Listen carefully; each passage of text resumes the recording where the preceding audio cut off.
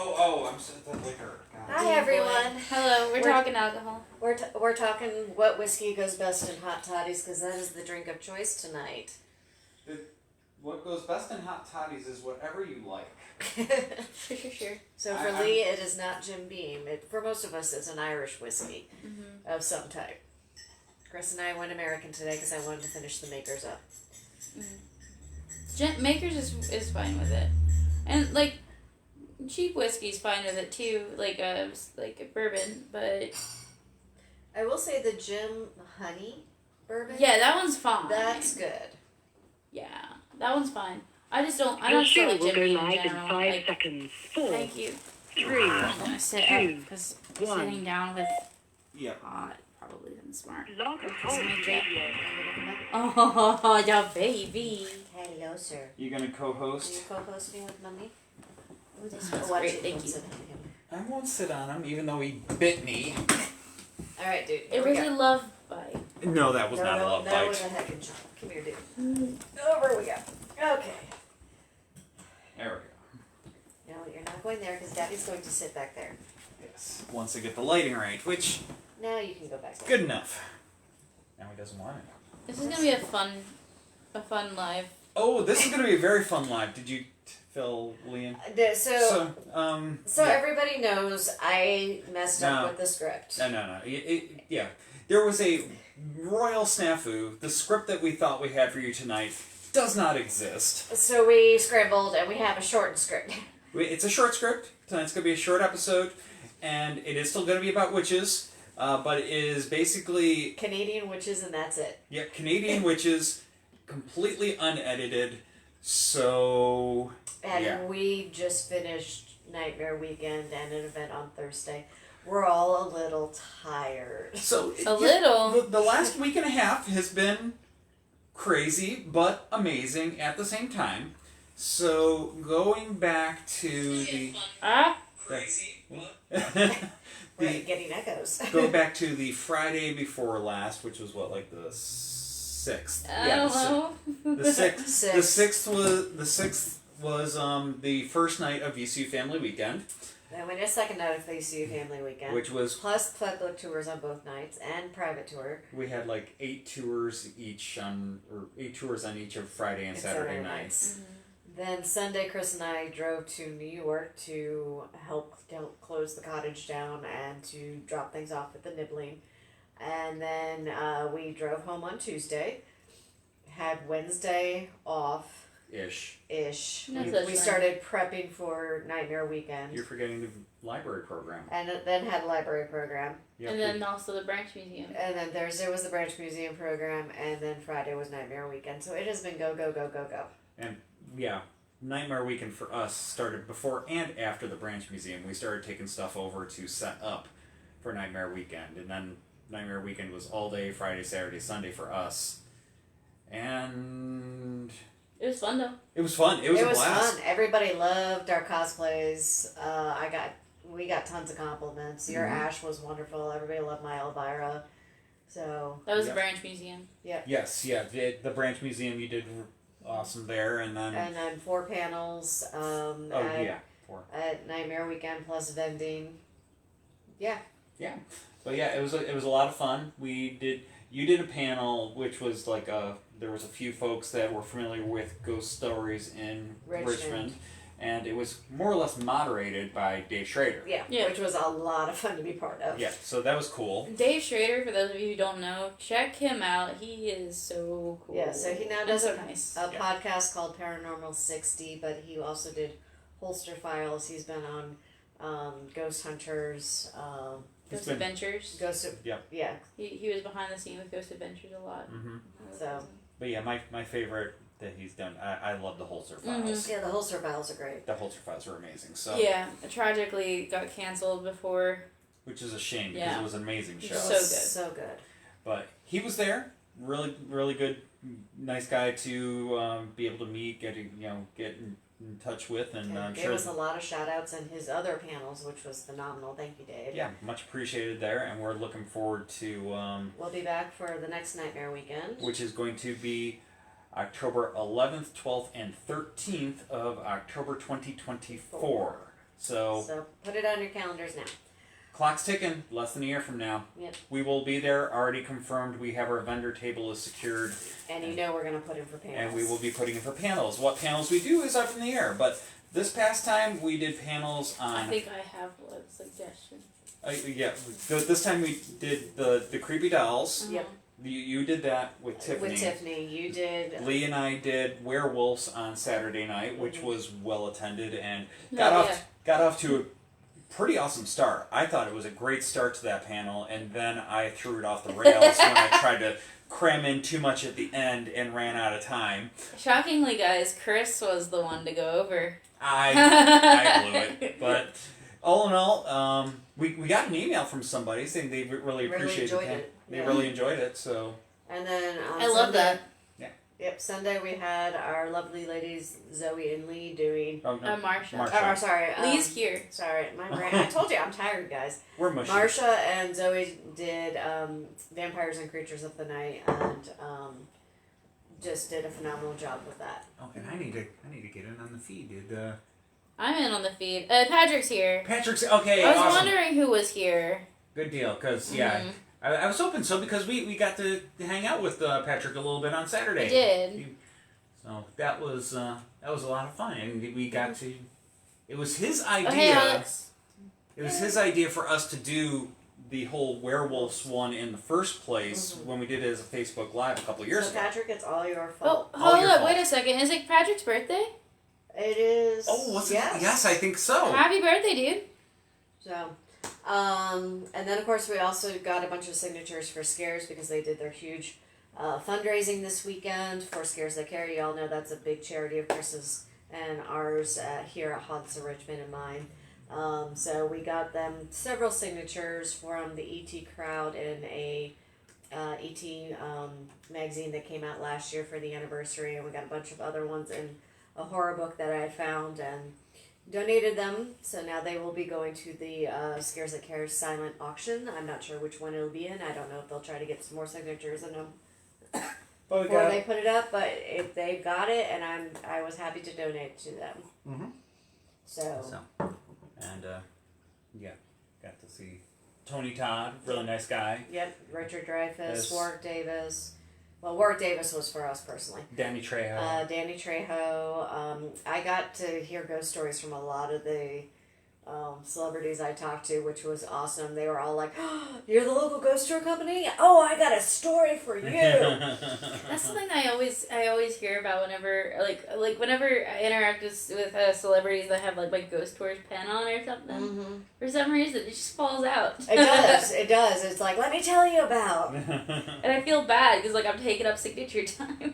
Oh, I know. I was talking to Judith Hope from Yeah. Halloween Town, and she just kept going and going, and she Yeah, she wanted did. to keep talking ghosts, and there were 20 people behind me. I'm like, I want to keep listening to you. I really want to keep talking to you, but you don't want to make the fans mad.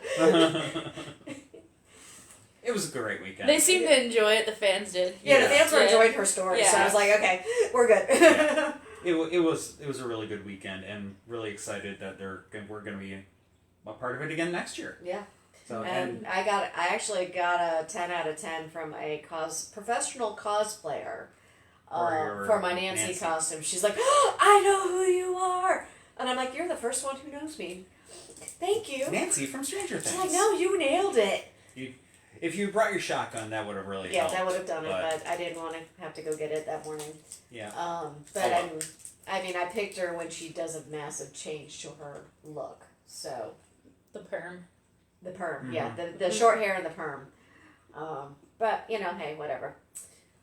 It was happy a with choice, like a very fantastic choice for the The Stranger costume? Things costume designers. But I mean, it really went because that's when her mom did the massive curly perm Yeah. too. So it was right in line with the timeline. Mm-hmm. But we should probably focus on what. Oh, we well, actually did for. We're also time filling. Let's be real. I mean, we're gonna, as we said, we're running short tonight, so. Yeah. But yeah, so we're touching on witches again, and in previous episodes this will be the third episode we've done on witches.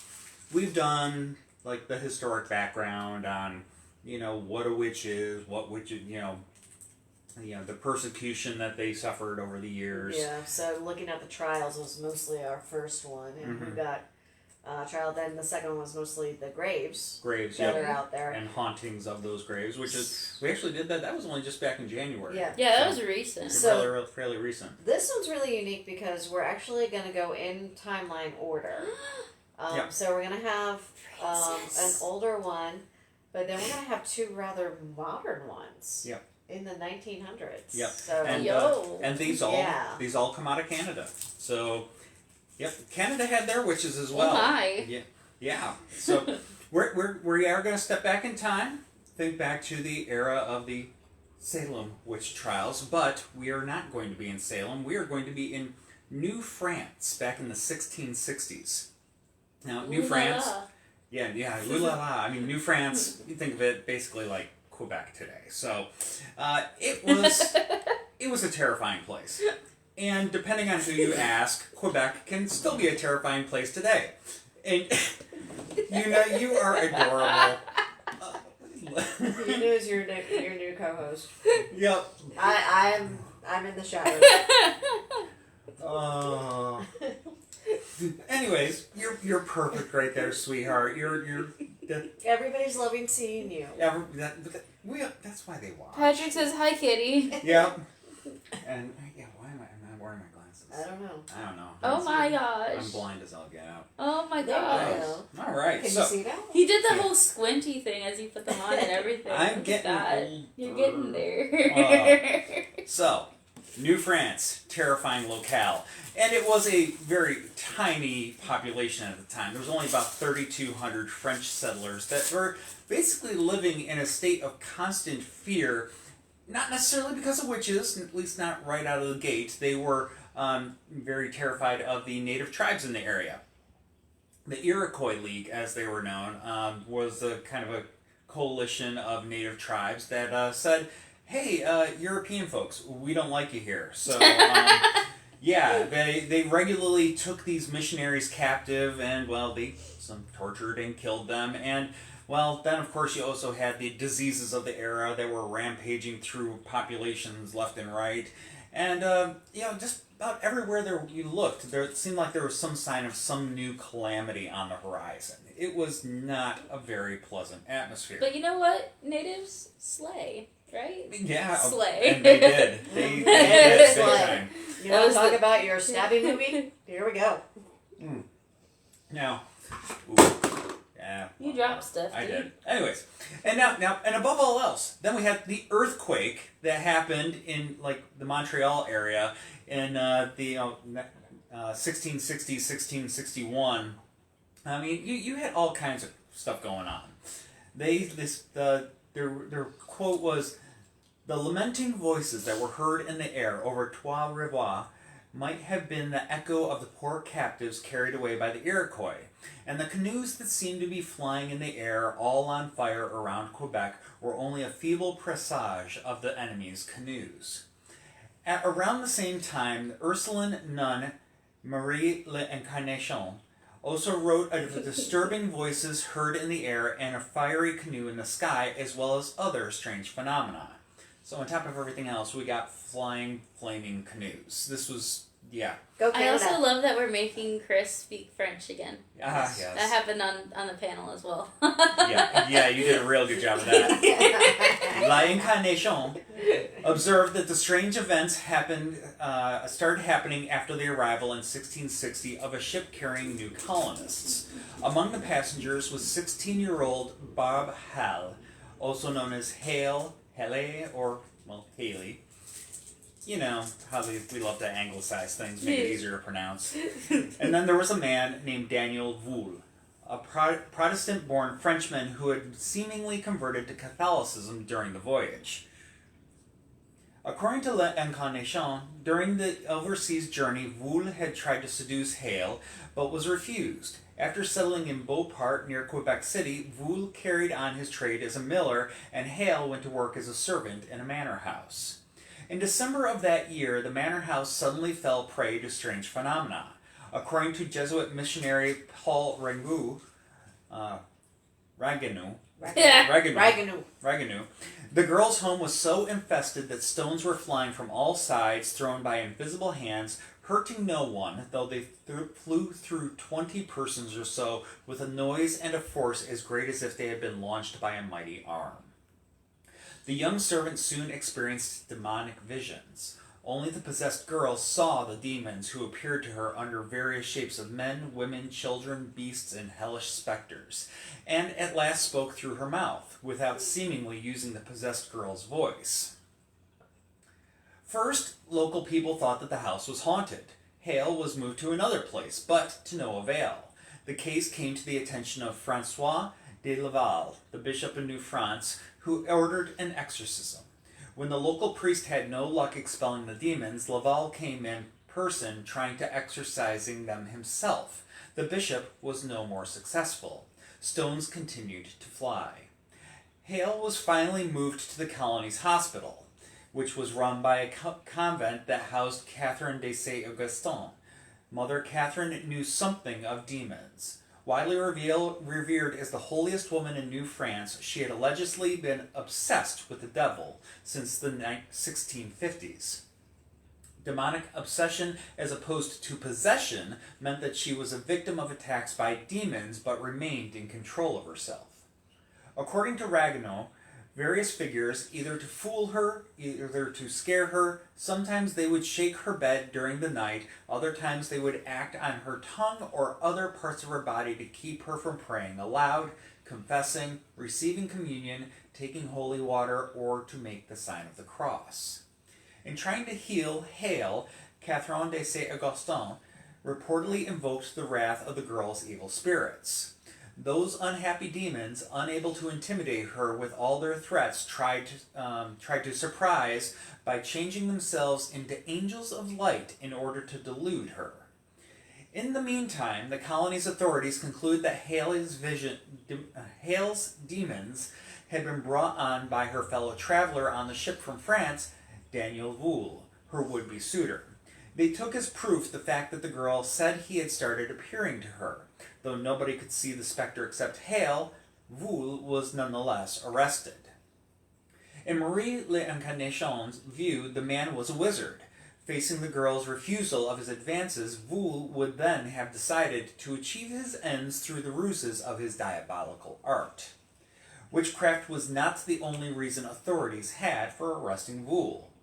Bishop Laval had traveled on the same ship as Voul and Hale and was convinced that he had converted Voul to Catholicism during the crossing. Yet, once in Canada, it was discovered that Voul was still a Huguenot. In the eyes of the Catholic Church, that made him a relapse, a very grave offense punishable by death in those days of religious intolerance. Yet another reason for fingering Voul was that he was accused of selling liquor to local First Nations people. This contravened an edict then recently adopted by the governor and rigidly enforced by Bishop Laval, who excommunicated those who indulged in the traffic. Protestant accused of being a relapse, an alcohol trafficker, and a witch, things really did not look good for Daniel Voul. Indeed, Voul was shot on October 7th of 1661 in Quebec City. In the absence of documents related to his trial, the exact reason for his execution is unclear and remains a topic of debate for historians. The usual punishment for witchcraft in New France was banishment, not death. Historian André Vichon said the real reason for his execution was that he sold alcohol to Aboriginal people. At the time, the colony traded with the Algonquins, the Huron, and other groups. Others have argued that liquor trafficking was not at that time an offense punishable by death, but religious offenses such as blasphemy and profanity were. According to historian Vincent Gregor, he was most likely shot for returning to the Protestant faith after his alleged conversion to Catholicism by Bishop Laval. In any event, he was not buried in a Catholic cemetery, and his exact resting place is unknown. After Voul's death, Hale continued to be plagued by demons for some time. Finally, in 1662, Catherine de Saint-Augustin found a novel way to protect the youth from demon attacks. She had her sewn into a bag. Okay. Whatever the rationale, this, combined with the allegedly miraculous intercession of the spirit of Jesuit martyr Jean de Brebeuf. Wow, that's a new one. Anyways, this intervention, if you will, seemed to have worked. Hale eventually recovered her health after being sewn into a bag. I mean, they showed that in The Patriot. This is true. Yeah. So it was a thing of the time. Yep. Your head's out. Anyways, Don't worry. Hale left the convent and led a normal life afterwards, marrying a man named Jean Carrière in 1670 and eventually dying in 1696 at the age of 52, a respectable lifespan for the era. The incident involving Voule and Hale stands out for being relatively uncommon in New France. 3 decades later, in neighboring New England, witchcraft hysteria culminated in the Salem witch trials. And, well, we've talked about those before. We know how those turned out. A total of 200 people, most of them women, were put on trial in Salem, and 20 of them were ultimately executed, including one man. One man. One man, yes. He was pressed to death. Yes. Yeah. More weight. Yes, more weight. All the women were hung by their necks until dead. The man was crushed by stones. Stones. Yeah. Lots of them. So, what happened in Salem never quite reached the same level in New France. Cases in which people were accused of being in league with the devil were few and far between in this region, and there was one other incident involving Montreal innkeeper Anne Lamarck, who was formally accused of witchcraft in 1682. Witnesses testified that she possessed a book of magic and spells. In her defense, Lamarck stated that it was a treatise on herbs and medicine. Protected by high-placed friends, she was acquitted, barely escaping the sentence of banishment. In New France, as in was kind of common in the colonies, men greatly outnumbered women, and there was more than one case in which a man was actually accused of putting a curse on a woman who had spurned his marriage proposal. In 1657, René Besnard de Beaujeu was convicted of placing a sterility spell on both the woman who had turned him down and her new husband. The couple was unable to have children, and their marriage was eventually annulled due to perpetual impotence caused by magic. Bourgeois' punishment was banishment from the colony. As for Catherine de Saint-Augustin, she remained in poor health and was reportedly besieged by demons of all sorts until her death in 1668. After she died, Ragueneau published her biography, making public the saintly woman's struggles with demons.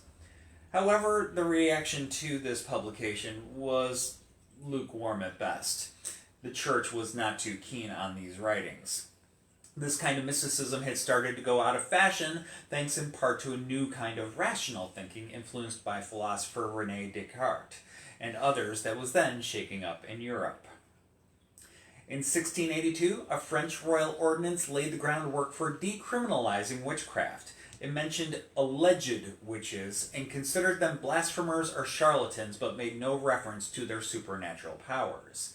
The last execution of a witch in France took place in 1718. In the whole Western world, the witch hunting craze that had claimed thousands of lives since the early 1500s was starting to recede, even after the Salem affair in 1692. New France had been relatively spared of it, but not completely, as we have just observed. Now that said, while the witchcraft craze did fade, it was not dead. No. So, Patrick made a comment.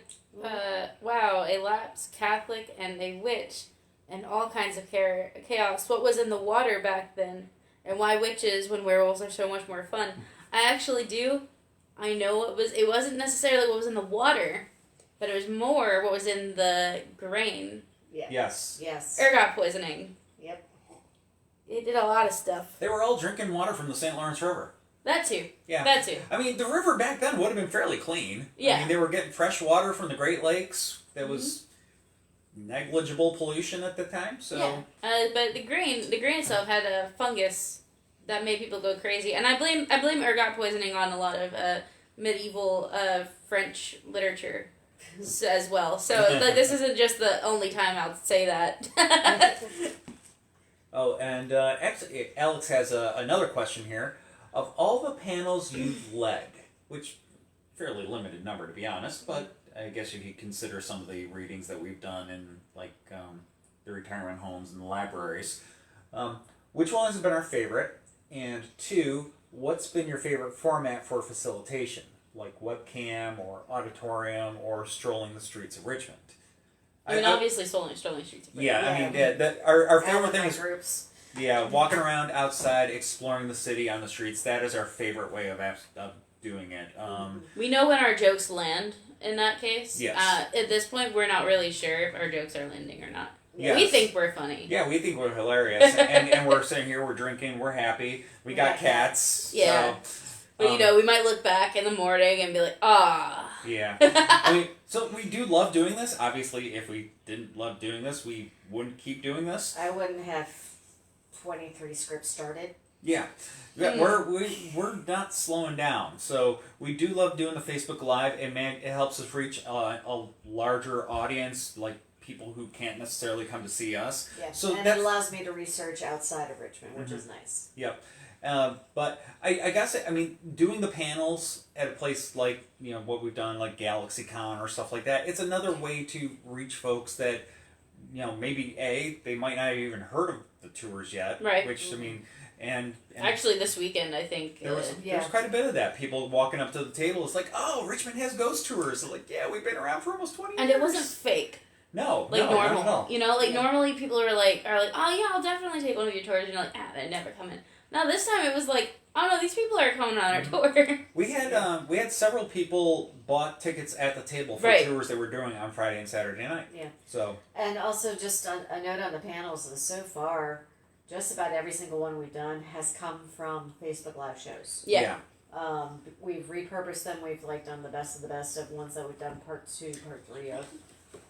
So, it allows us to try the material here, and then we groom it more and take it to a panel. So yeah, I think the one that we did in person back in the spring. The amusement parks. Yeah. That one was one of the... People were really engaged with the amusement parks one. That was a lot of fun. Authors was... It was mildly received. Then we... let's see, we also had the celebrity hauntings. The celebrity hauntings, people really like that. They did, yeah. But, yeah, they've all been... I mean, we're fortunate in that they basically let us come in and talk about what we want to talk about. Right. We submit a panel, they review it, but then they accept it, and we get to go ahead and play. And it's been a lot of fun for us. So, though I will say, as much as I adore co-hosting a panel with you, that was really fun. I think it's likely more fun if we get other people in on it too. It could be, yeah. Because I've done panels not on this subject, on other things, and I don't know, and there's somebody else that you're not necessarily in sync with that you're bouncing off. It leads to entertaining conversations. Oh, yeah. I mean, Hi, Dana. Or let's ready to rumble moments. Yeah. And that picture got taken. Yes. I saw that. Oh, I got the picture of that. that was... As soon as that is the I was one there. I saw, you were in the picture. No, there was that one. Uh-huh. But then, somebody else when I was putting something back in the computer bag. But then the one where the let's get ready to rumble. Yeah. So here's the background. So, on the panel I was on, there was one of the panelists who said the Poe Museum was not haunted. Yeah. I had opinions about that. I'm curious, what did Chris Sumner say about that? It's absolutely not haunted. There are no ghosts. Oh no, I mean because afterwards when we told him about that, Oh. he waffled on it, which is fine. I mean, he doesn't want to. He doesn't want to talk about his haunted museum, but I get that. That's fine. I respect that totally. I'm just But yeah, it's a hilarious picture. We posted it on our Facebook page with the pictures from this weekend, and you literally can see me with a microphone and the other guy's looking at me, and poor Steve Dills is in between of us honey, you said the wrong thing to that redhead. What was it? You had two of some of the most underrepresented into like. I forget exactly, but basically 2 redheaded women were on the panel. It's like so. He was having the time of his You life. have to walk carefully with the redheads. Patrick just said that Lee needs a panel all to Lee's self on Norse folklore and mythology. I would agree with that. Now here's the deal. I keep telling them, I've been writing a script on ghost in Icelandic sagas, and I am waiting for it. I want to make sure I get all of them. Because, like, they're there, it's just they're not a lot, and I don't want to steal Draugr. I want to actually, like, have ghosts as opposed to Draugr, because they are different. And if I have to throw Draugr in, I will. But ghosts are, like, Draugr are, that's a subject that I could just sit there and talk for an hour on by itself. Anyway, we're tangenting. Yes, but... we are. Let's circle back around. Yeah, witches. Yes, back to witches. So we're going to talk about Maggie Pollock, a witch of the modern era. So popular culture often suggests that the legal pursuit of witches was something that began and ended with the Salem witch trials. However, that was far from the beginning or the end of the story. In fact, Huron County has its own witchcraft case as recently as the 1920s, which was the case of Maggie Pollock of Morris Township. The history of prosecuting witchcraft as a crime is a long history in North America preceding Miss Pollock's case. Historic Hagenasian Society viewed witchcraft as a very serious offense. Because witchcraft could endanger anyone in the community, people took the accusations of witchcraft extremely seriously. Practicing witchcraft also went against the core principles of the unity and peace found in the Great Law. The Great Law refers to the guiding principles of life in the Huguenot Confederacy. The first step was to determine, of course, if the person was guilty. If the council found the accused to be guilty, the punishment was death. If the accused promised to change their ways, they would always be forgiven and spared. By the time the Europeans began settling in North America, a widespread pandemic surrounding witchcraft had decreased in Europe. However, it was just ramping up here in the 13 colonies. Of course, it wasn't just Salem. Windsor, Connecticut actually had the very first execution of a person who was charged with witchcraft. Connecticut actually accused 46 people between 1674 and 1696. Of the 46, 11 were executed, and there was also witchcraft trials here in Virginia, as we mentioned in previous Facebook Lives as well. And those lasted between 1626 and 1730. There were no executions, though. Now, of course, in Canada, people pretending to practice witchcraft was illegal until 2018. What? Yeah. 2018. You mean they didn't bother to take that off the book? No. Like, I feel like that'd be so important. Yeah, it would, but they didn't. Anyway, so this was under Section 365 of the Criminal Code of Canada. And the section read, pretending to practice witchcraft, etc. Everyone who fraudulently A. pretends to exercise or to use any kind of witchcraft, sorcery, enhancement, or conjuration. B. Undertakes for consideration or to tell fortunes. Or C. Pretends from his skill in or knowledge of an occult or crafty science to discover where or in what manner anything that is supposed to have been stolen or lost may be found, is guilty of an offense punishable on summary conviction. That's such a specific. It though. is. That last one specifically, that last one is weird. Well, that last one was mostly used to actually get rid of fraudulent claims of occult powers. So the seances and all of that sort of thing. That Okay, that's fine. Look, that's okay. But at the same time, it just seems so specific. it is. I thought like they lost their wallet and they go to a witch and the witch gets arrested. Yeah. That's what I heard. Yeah, no, that's literally what it was. Okay, in that case, it's not a situation with let's stop people preying on individuals who are grieving. No, That's just weird. It literally boils down to that they were trying to protect you from fraud and protect the naive and the desperate. Yeah. That's not what the law says. No, it doesn't. It doesn't. But again, like most witchcraft laws, it was used to prosecute the vulnerable or marginalized women. Mm-hmm. So, now it wasn't commonly used in the 20th and 21st century. The law against pretending to practice witchcraft remained in effect until 2018, as I said. So, she was charged, Maggie Pollock was charged under the law in 1919, and it was the weirdest case that had come before the Ontario courts in many years. Margaret Pollock more often was referred to as Maggie or Miss Pollock. She was a woman born in Huron County in May 11th of 1879. She was of Irish descent, and she lived and worked on her brother's farm as a housekeeper. Maggie claimed to be possessed with a peculiar occult gift that she used on several occasions to help neighbors locate lost or stolen items and property. Following a particular court case, Maggie's gifts would earn her sudden celebrity not only in Huron County but across the country. Now, from a young age, Maggie knew she had a special gift.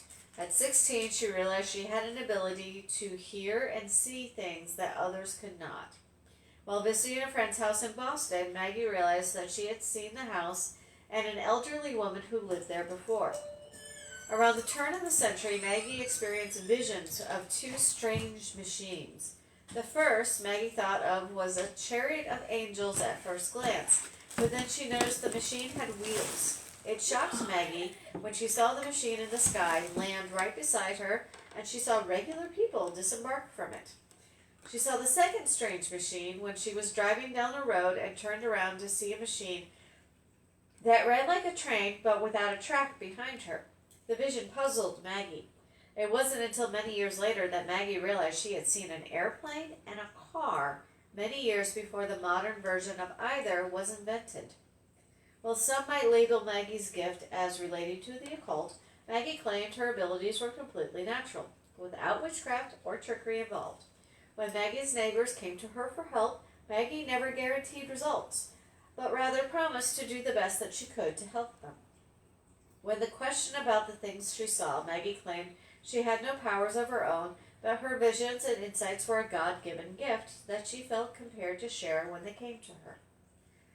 In June 30th of 1919, Maggie was brought to Huron County Gaol after she was accused of tilling fortunes, which is illegal under the section 365 of the Canadian Criminal Code. In Goderich, a farmer had testified that he had given Maggie 50 cents for a seance. He did this hoping to locate oats and grain which somebody had stolen from him. It wasn't revealed in court whether Maggie's premonition resulted in recovering the oats or grain, but she said she saw a vision of the thief and was able to describe Mr. Godrich's horse. Yes, was able to describe his horse. Now, when she appeared before Godrich, Judge Henry Dickinson and the court decided that she did unlawfully pretend from her skill and knowledge in an occult and crafty science to discover when and if the manner certain goods, chattels, to wit, to certain grains and oats, supposed to have been stolen from one John Linhart. Excuse me. You good there? Yep, If you need me to... I'm good. Okay. On October 13th of 1920, Maggie's case was appealed to Osgood Hall, one of the oldest and most distinguished legal associations in the country, by her counsel, Mr. C. Garrow. Osgood upheld Judge Dixon's conviction.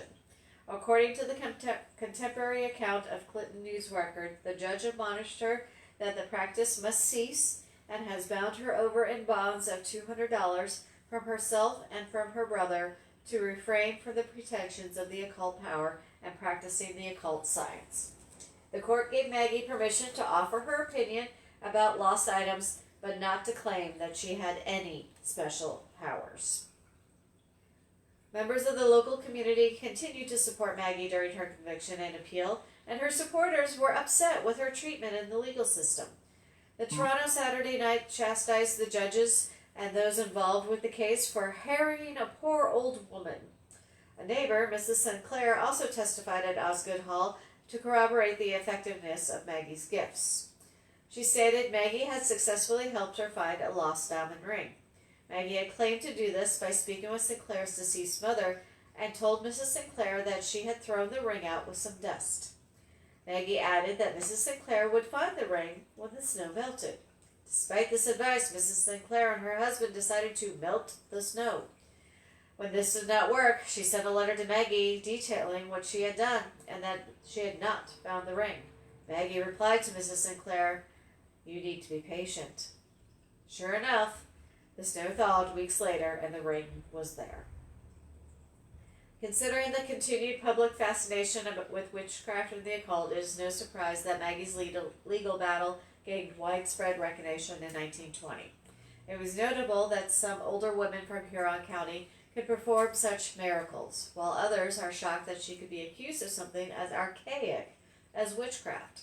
The Toronto Daily Star questioned the wisdom of the verdict. There's a fairly widespread belief in the occult. It is growing. Why not cope with this sort of thing more intelligently than by merely putting a ban of the law upon it? The same article also suggested that rather than legal prosecution, a public test to determine the validity of Maggie's gifts would be the superior solution. Her powers could simply be disproved or verified to harmlessly help with more cases of missing valuables. Many supporters of Maggie did not doubt her abilities. She received many visitors and letters from people as far away from Florida, Texas, Missouri, Nebraska, California, and Vancouver. Her skills were also allegedly sought after on the other side of the law.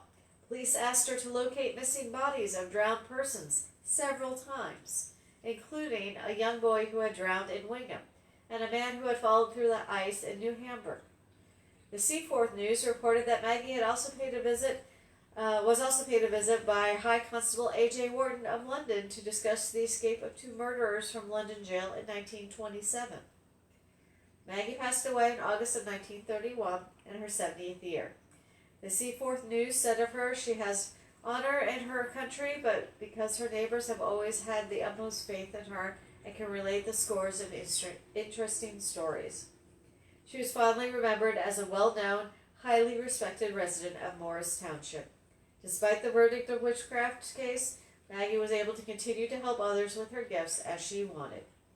Whether those gifts were real is still up for debate, but one thing is for certain, she was one magical woman one way or another.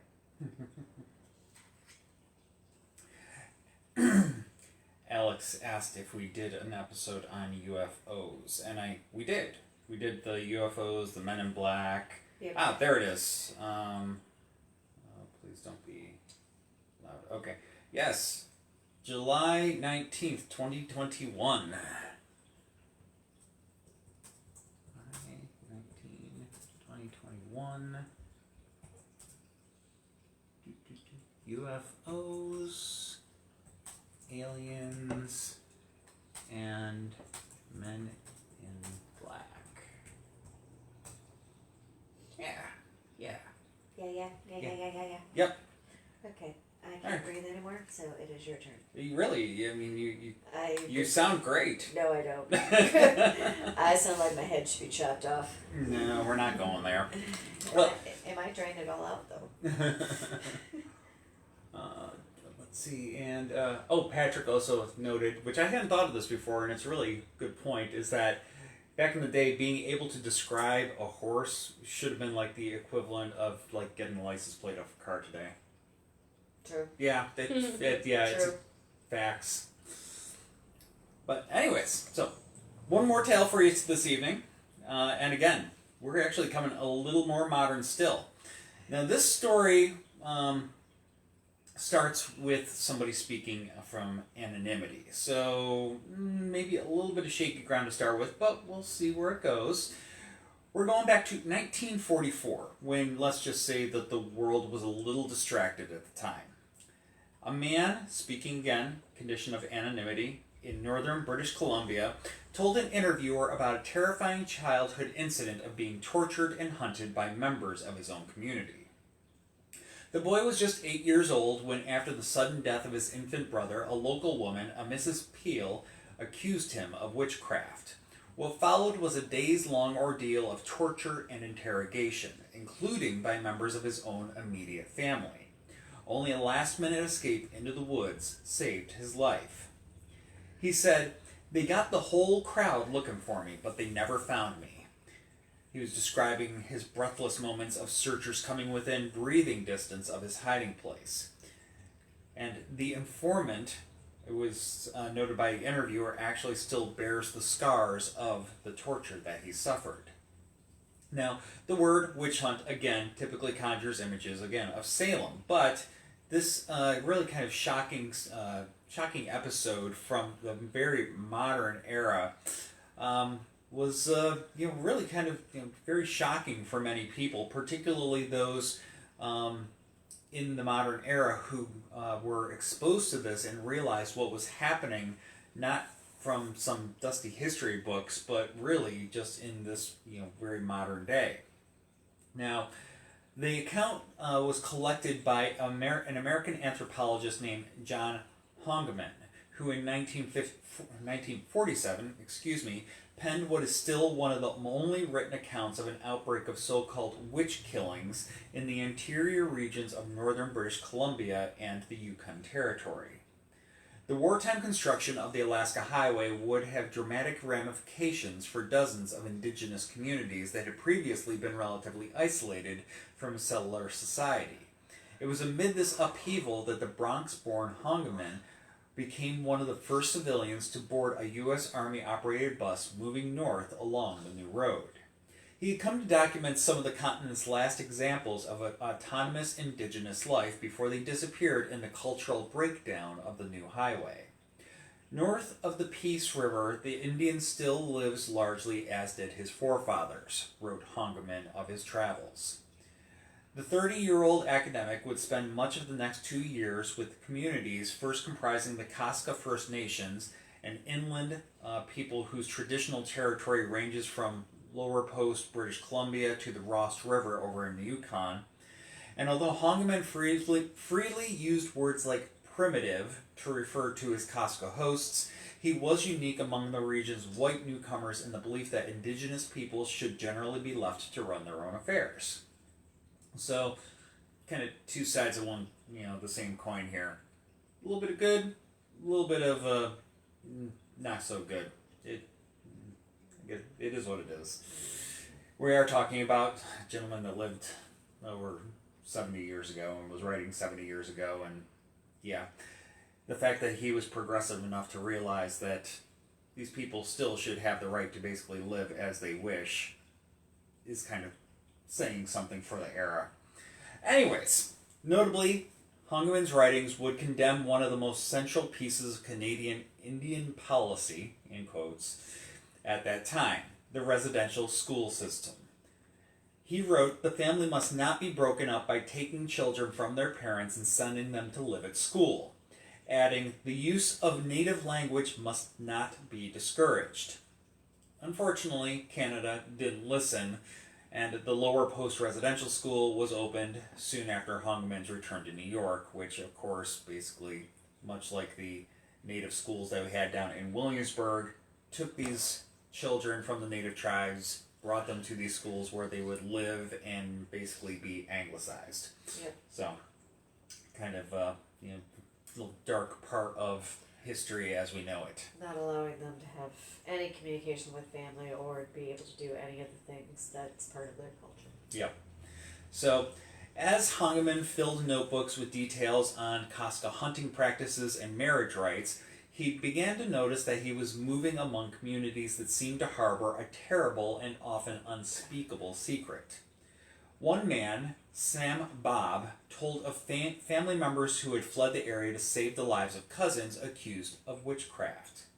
Beal Carlick, a member of the neighboring Talton, told of encountering a screaming bound child who had been left to die on a lake beach, one of a series of women and children who had apparently been left to that fate.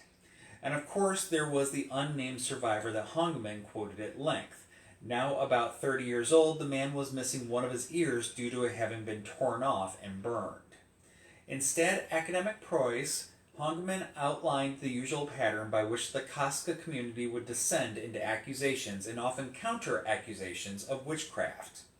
After a community member died of a sudden illness, generally some child or youth was fixed upon as the guilty party.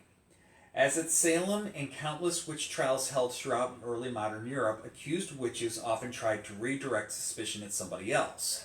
A mature person often sought to escape the charge of bewitchment by leveling suspicion on a child. Wow. That's just messed up. Yeah. From there, the witch could admit guilt and face the likely prospect of execution, or they could maintain their innocence, prompting days of torture until they confessed. Hongeman wrote, "The most commonest means of torture seems to have been tying up the suspected individuals, sometimes hanging them up by the heels and starving them." A series of Royal Canadian Mounted Police dispatches from the early 1920s is one of the only official acknowledgments that the region had been visited by a rash of so-called witch killings. This was not due to any lack of effort on the part of terrified Casca peoples to inform the outside world, but as sources told Hongeman, government agents initially didn't believe them, or they just simply didn't care. Only in 1924 did the Royal Canadian Mounted Police finally dispatch a 3-member expedition led by veteran Mountie Theodore Sandys Wunsch into the Casca regions to investigate. It was no easy feat. Setting out from Vancouver, the officers first had to take a steamship up to Alaska, a river barge to Telegraph Creek, and then weeks of canoeing and hiking until they reached what is now Lower Post.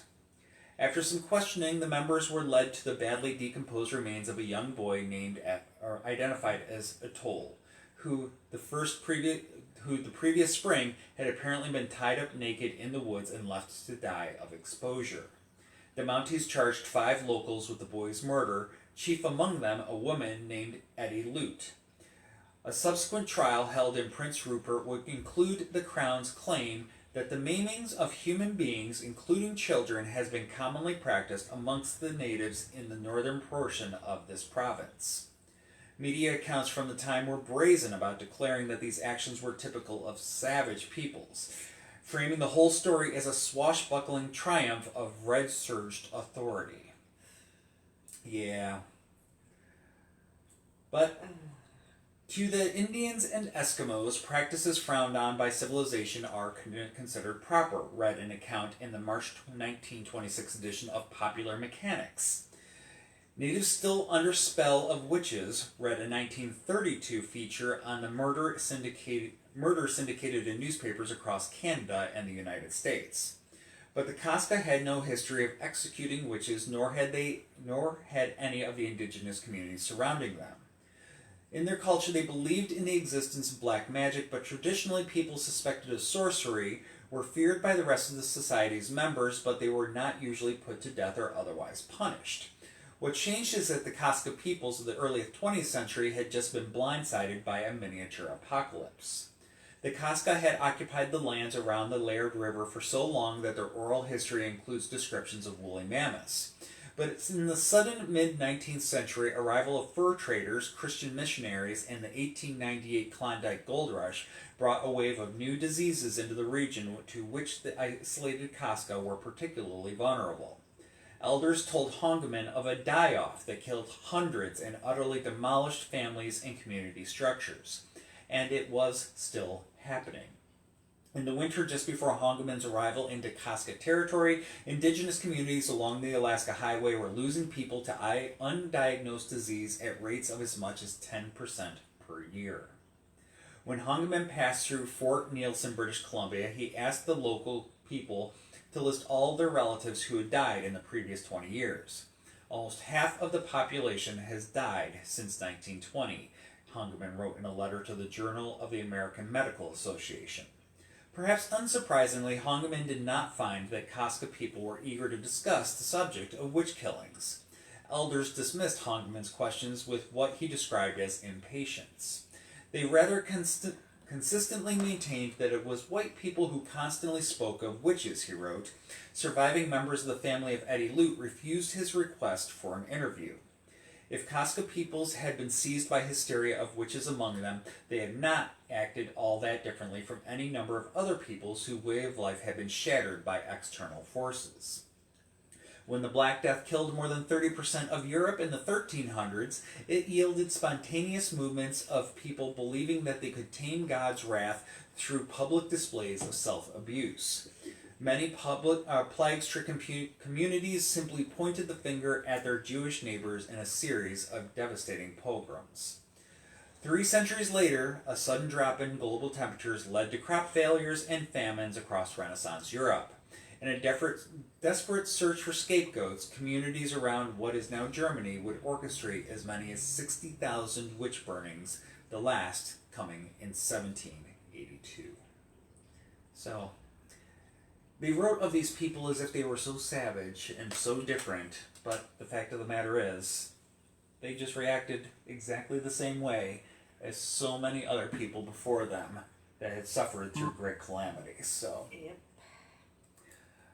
but that is our final story for this evening. Hope that it wasn't too off the rails considering our utter lack of preparation for tonight. But yeah. And lack of focus. And lack of focus and... Exhausted and can't breathe. Yep. But, let's see. Yeah, the kitties are wiped out. Yeah, Yuna's being a little dust ball over there. There was some heckin' zoomies Oh, we're there. today. Heckin' zoomies. Is Vincent still there? Oh, yeah. Yeah, there he is. They managed to open the closets in the hallway with heckin' zoomies. The closets in our hallway are the ones that you push on them to, like, click them open. And Click them shut. two of them were open, meaning that they hit the closet doors hard enough to open them. I was gonna say your thumb is catching somebody's attention for chopping. Dude, seriously? Just saying. But let's see. Any lingering questions? Nico has not shown himself at all. No, I don't know where he went. He might have gone up to bed already. He may have. And Patrick wants to ride a woolly mammoth. I mean, that's fair. Who doesn't? Yeah. And thank you, Alex, for your patience and compliments. And how's everyone celebrating arguably the best holiday of the year outside of our tours and events? Well, we're handing out candy because my light display is awesome. Yes. One of our guys is having a Halloween party. Yeah. Yep. I'll be going to that, and When's that? I don't know. It's the weekend The before. 28th. Yeah, Is that it? it's the weekend before Halloween. Okay. And We have a party next this coming Saturday if we can make it, if we make it. which hopefully we will. The Poe. Oh, Poe's yeah. got their Birthday party. bash. Yeah. Oh, no, it's not the birthday bash. It's No. the Halloween unhappy hour. Unhappy hour, which Yeah. that'll be the Thursday before Halloween, which makes that, Always We fun. won't be going to that because we have a haunted dinner to give. No, the haunted dinner's this week. Oh, that's right. Haunted dinner's on the 19th. The 26th is Unhappy Hour. I have a haunted dinner and 2 back-to-back pub crawls this week. Do you need help? I'm a little... Yeah. I like pub crawls. Do you need help? Yeah, well, I'll check the calendar, and if you're not already on another tour, I don't think I am. I may put you on the one with me. Please. I like pub crawls. It's a long one. Oh, please. you can go to Unhappy Hour next week. I can. Yeah. I probably can. The 26th? I'm not actually on the schedule. You're not on the schedule at all next Thursday. That's because I'm supposed to be helping you launch stuff. I can launch stuff. He's so good at launching things. It's basically the only thing I'm good at. That's not true. That's not true. I love You're to hear good it. at telling me that I talk too much. What? I talk too much. I made that clear on Saturday night. Oh my god. Who's on this tour? I don't know. That would be me. Why? Why'd it have to be you? Unless Lee wants to not miss the... I can do it. Uh-oh. I technically don't have friends who go to Unhappy Hour. Well, I don't either. I mean, Is that a private Church Hill tour? Is that the one you're talking about? Yes. It's at Please? 6:30. Okay. Yeah, I can do that. Okay, Lee gets that. And actually, you could do that And go to the end of Unhappy Hour, Exactly. which is funnest. Yeah, I mean that's what I managed to pull that off last month. It was it was great. So okay. Oh, somebody's turning into a pumpkin. Somebody is a zombie. I don't know what. But yeah, no. If you need help with Pup Girls, I'm always down. I like alcohol, guys. As we all do. Yep. So you now have a tour on the 26th. Sick. I saw that. The Haunts team doesn't sound busy enough. Oh, Alex, I know you're being. Alex, I know I you're would kidding. love to crawl into bed on a cruise ship right now that's going across the ocean, just so I don't have to think about doing anything but That's sleep, very eat, specific. and read a book. She wants a bunch of sea days on a cruise ship, I really where don't all like she has that. to do is sleep, feed herself, and sit in a lounge chair by a pool. With a book. It's very specific still. It is. I've never been on a cruise. Nor do I plan to. They're fun. We like them. Well, there's that whole boat that went down in the North Sea. Yes. Or the North Ocean. Or whatever. Alright, you're coming on the pub crawl with me. What day is that? That is the Saturday the 21st. I'm yours. But so and that's. You'll read the notes, you'll see what stories we're doing. Okay. Sorry guys, we're also scheduling on air. That On is air, yeah. that is the This is what content. You get to hear how the sausage is made. It's riveting. We talked for an hour. I was gonna say Did you see that. I thought that was my Facebook Cooking with Kittens show, Yeah, which I well. have not done at all this month because Why would yeah, you? You've hardly been cooking this month. I know you haven't. I haven't been cooking. I've noticed. Yeah. But anyways, Thank you, Lee. You're and- gonna be a lifesaver for me. That's why I'm here. And I'm that's like literally what I do. and Patrick notes, I still have if you wanted haunted houses. He still needs to go and check out his friends up at Red Vein. Red Vein's always great. Yep, very very good. We just found one that goes year We round. did. In Chesapeake. Well, they're not year round. Frightmare. I have their card in my pocket. They're out in Chesapeake. They don't go necessarily exactly year round, but they have events that are outside of October that I'm really excited about. So they go into September, November, or September, October, and I believe they go into November, and they also have a Christmas one and a Valentine's Day one. And one in March too. And one in so- March. so Yeah. I was like, ooh, I might be able to do a haunted house because it's not in October. I know, because I was telling the lady who did it, I've not done any haunted attractions in like 10 years outside of Ashland Berry Farm when one of my partners convinced me to go to Ashland Berry Farm and skip work. Not you guys. Yeah. The other work. Right. So now we know what Patrick's doing. He's going to do that. He's going to be looking to do the trick-or-treating, handing the candy out. And, and of course, planning for next year's Halloween. Mm. As you do. But, so that's... I already have my idea. Yeah. But first I got to build for Christmas. Yeah. And love to hear... what are the plans for the little one, Alex? Yeah. What's the little one going to be dressed as?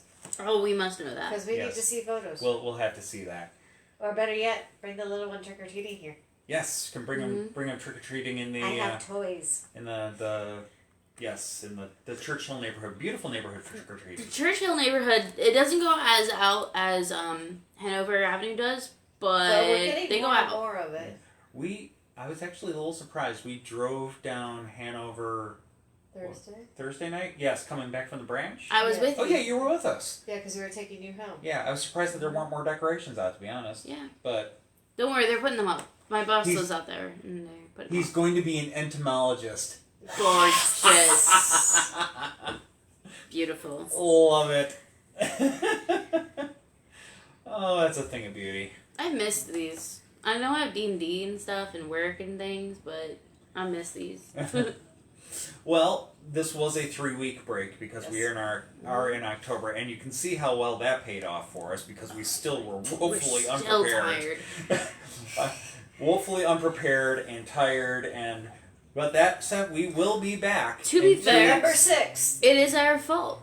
because we were like, oh yeah, Nightmare Weekend. Let's do That's all the of that. one after it. Let's do all of that. But I am less tired, or I am more tired than I was after. VCU Family Weekend, Yeah.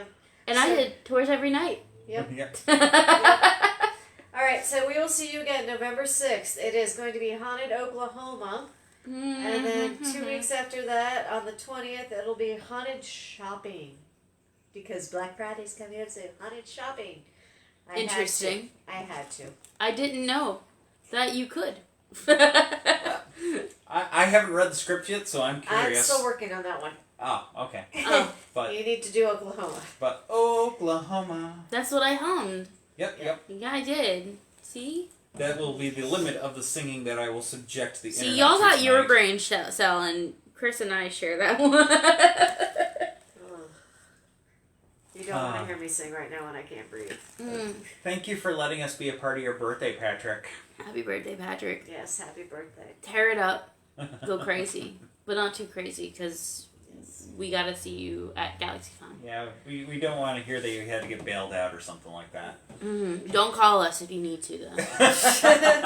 We are Won't be not awake. the Ghostbusters. Do not call us. We will not be awake. All right, with that, we are going to bid you all good night. I'm going to disturb Yuna trying to get out of this The chair. face that she's giving is beautiful. And that one is... Mom? Actually, I might ask Lee to hit the finish button on the Oh, on the how do I? screen. It's right in the lower corner closest to Bye, you. everyone. Little tiny